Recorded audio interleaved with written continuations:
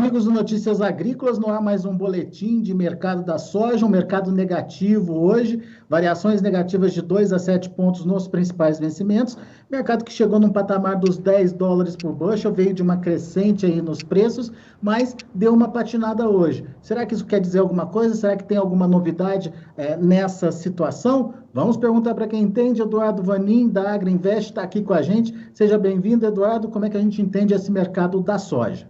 Boa tarde, Alexander. Boa tarde a todos novamente. Bom, o que acontece nesse momento é que o mercado realmente, como você falou, subiu muito rápido e bastante nesses últimos dias. Mas não só a alta em Chicago, mas também nós temos uma alta nos prêmios americanos. A soja americana está ficando mais cara para o chinês e isso acaba atrapalhando a margem de esmagamento na China. Então, e é um movimento meio atípico, porque, claro, os Estados Unidos vai colher agora uma safra um pouco menor do que inicialmente prevista em agosto, mas vai colher a terceira maior safra, 117 milhões, um pouco mais que isso. Não é uma safra pequena, os prêmios americanos deveriam estar recuando, mesmo porque Chicago está subindo e o produtor americano está vendendo. Então, os prêmios americanos se esperava que fossem recuar e, claro, anulando parte da alta em Chicago e até permitindo que Chicago fosse mais para cima. E aí, nesse ponto, a soja americana acabou ficando um pouco cara demais. Agora, tem uma explicação por que os prêmios estão na contramão aí do normal, Eduardo? Olha, uma explicação única não tem, mas ao observar a disputa por espaço nos Estados Unidos nesse momento, principalmente pelo Golfo, mas também um pouco pelo PNW, Portos do Pacífico, então a gente consegue ter uma ideia do movimento nesse momento. A China está comprando muita soja, para ter uma ideia, tanto soja quanto milho, a temporada americana que iniciou na semana passada vai ser a maior da história, em termos de volume comprometido já para exportação. 30 milhões de soja e quase 19 de milho. Da soja, 30 milhões, 20 é China. E dos 19 do milho, 9 é China. Então, nos dois casos, uma concentração bastante grande. E a China está querendo embarque mais curto. Isso quer dizer o quê? Temos muito produto para ser embarcado entre outubro, segunda quinzena, até dezembro, e isso acaba trazendo uma disputa por espaço. E isso acaba encarecendo a coisa toda. Então, um pouco da força do prêmio é pela demanda, mas uma demanda muito concentrada em 3 embarques, 3 vencimentos. Seria o outubro, o novembro e o dezembro. Meio um problema logístico, então. Uma questão logística, é claro que se você pega uma demanda da China, por exemplo, 20 milhões comprados na soja e 10 milhões no milho, e diluir isso durante alguns meses, não traz grande problema. Tem espaço para todo mundo, tem espaço para a China, tem espaço para outros grandes compradores. Mas quando você concentra tudo isso em 2 meses e meio, ou 3, também não sobra espaço para outros. Aí você tem o Japão, que precisa comprar, você tem o Egito, você tem, né, na Ásia outros países que também querem comprar e precisam, e a soja brasileira, soja americana nesse momento é a mais barata. Então essa concentração acaba trazendo essa pressão de alta para o prêmio e para Chicago também. Se a gente observar a curva em Chicago, ela está nos dizendo um pouco disso. Ela está invertida. Os vencimentos mais curtos ficaram mais caros do que os longos. Isso é sinal de que tem mais demanda do que oferta. Muito bem, daqui a pouquinho a gente vai entender o impacto disso para o produtor brasileiro, para as compras aqui no Brasil. Mas antes eu queria entender a demanda chinesa, porque é um fator que está colocado à mesa também, né? Como você bem lembrou, vem uma oferta cheia, a safra daqui a pouquinho começa a colheita lá nos Estados Unidos e tem demanda para consumir essa safra cheia aí, Eduardo? Já comprou 20 milhões, pelo que você falou, a China. Certo. Vai comprar mais quanto? Olha, nas nossas contas, assumindo um esmagamento mensal até final de janeiro, a China ainda precisaria comprar, somando o que ela já comprou e a necessidade, descontando a necessidade que ela tem de esmagamento, teríamos aí uma necessidade de 8 a 10 milhões. Tá? Então esse é um ponto importante. Então a China teria 8 a 10 milhões para comprar a mais do que aquilo que já comprou, e ela poderia fazer isso em 6, 8 semanas. Mais ou menos um ritmo aí que ela vem fazendo de 30 barcos, 35, 40 barcos por semana. Seria aí ela poderia até sair de mercado. E isso aí, lá em outubro, junto com a entrada da safra americana, junto também com o feriado chinês, no início de outubro, feriado de 10 dias, aí pode trazer uma pressão, porque daí a demanda já não está mais lá. Isso significa o quê? A gente vai ver o preço cair em Chicago? Se a China comprar do jeito que eu estou falando, né, continuar comprando um pouco agora, até completar esse volume de 8 milhões, 10 milhões que ela ainda precisa, e daí sair de mercado, porque daí a gente já estaria lá em meados de outubro. Então a China poderia ficar fora de mercado, porque ela já tem grande volume de soja comprada americana, só precisa embarcar. E daí lá a partir de fevereiro já tem também um monte de soja comprada aqui do Brasil. Então a necessidade da China, se ela comprar mais essas 8 e 9 nos Estados Unidos, já estaria mais ou menos completa, coberta, até meados aí de março, abril do ano que vem. Aí ela poderia já comprar num ritmo bem menor. E uma falta da China, um ritmo diminuído da China, pode startar aí um movimento dos fundos, não? Fundos que nesse momento estão muito comprados, né?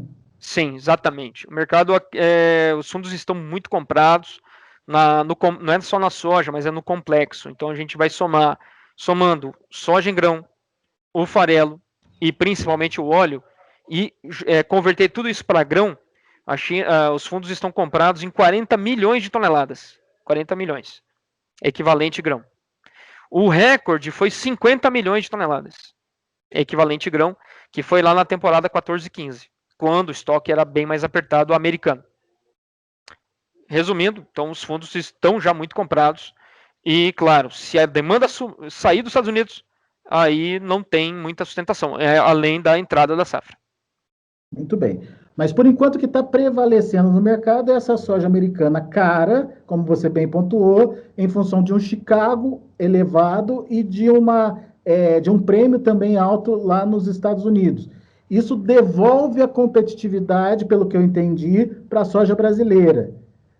Como é que está essa questão? Que competitividade é essa? E principalmente é uma atratividade aí para o vendedor nesse momento? Bom, esse ponto é muito importante, e aí vamos frisar aqui, a partir de fevereiro, né, antes disso, o Brasil deve exportar muito pouco, então a partir de fevereiro, a soja brasileira está muito barata em relação à soja americana. Então a soja americana ela vem posto China em um certo valor até janeiro, e de janeiro para fevereiro nós temos um desconto para a soja brasileira, posto China, de $20 pelo menos por tonelada. Lembrando que a soja brasileira tem uma qualidade melhor, não estou nem considerando nesses $20, porque aí esse número é até maior. Então a soja brasileira tem um desconto muito grande em relação à soja americana de janeiro para fevereiro. E isso acaba sustentando os prêmios aqui no Brasil, e hoje é um caso, está subindo os prêmios da safra nova, porque o teto hoje é mais alto. Então, ou seja, o prêmio no Brasil pode se fortalecer um pouco mais, porque o teto que é dado hoje pela soja americana é um teto alto. E outro ponto é a margem da China. Margem para a soja brasileira está muito boa. Margem lá na China. Então, a soja para safra nova, ela tem um desconto de até $20, e mesmo com o prêmio subindo aqui, ainda é vantagem para o chinês focar as compras por aqui. Sim, a partir de fevereiro. Tem vendedor? Olha, agora o produtor, claro, o Brasil já está bem vendido. 47%, 48%, uma safra entre 131 e 133 de potencial. Realmente é um percentual recorde, então o produtor já está bem vendido. Agora, o que o produtor está pensando? Ele está querendo olhar agora a chuva, porque ele não sabe se essa chuva vai vir agora em quantidade e também em ritmo que dê para ele condição de plantar já agora, a partir do final do vazio sanitário, ou ele vai ter que plantar um pouquinho mais lá para outubro, e aí vai interferir quando que ele vai ter essa soja também. Então o produtor parou um pouco de vender, porque agora também tem que plantar, e ele também tem que definir a janela de colheita, para ele poder, não, vou ter um pouco mais de soja em fevereiro, vou ter mais um pouco de soja em março, então quando isso tiver mais definido, acredito que o produtor vai vir mais para vender. Bom, e Laninha, essa semana teve aí a confirmação de que o Laninha está configurado. Chega a ser um problema também, pode ser um freio nessa vontade de vender aí do produtor? Pode ser, está muito parecido o padrão climático desse ano com 2017-18, também um ano de laninha. Esse ano, parecido também com aquele ano, houve um atraso na chegada das chuvas na parte central do Brasil. Aí, e é exatamente o que está acontecendo. Então as chuvas vão vir mais tardes, que é o que parece. Aí, claro, você pode ter um atraso na finalização do plantio da soja, e isso interfere também na vontade do produtor vender mais ou não.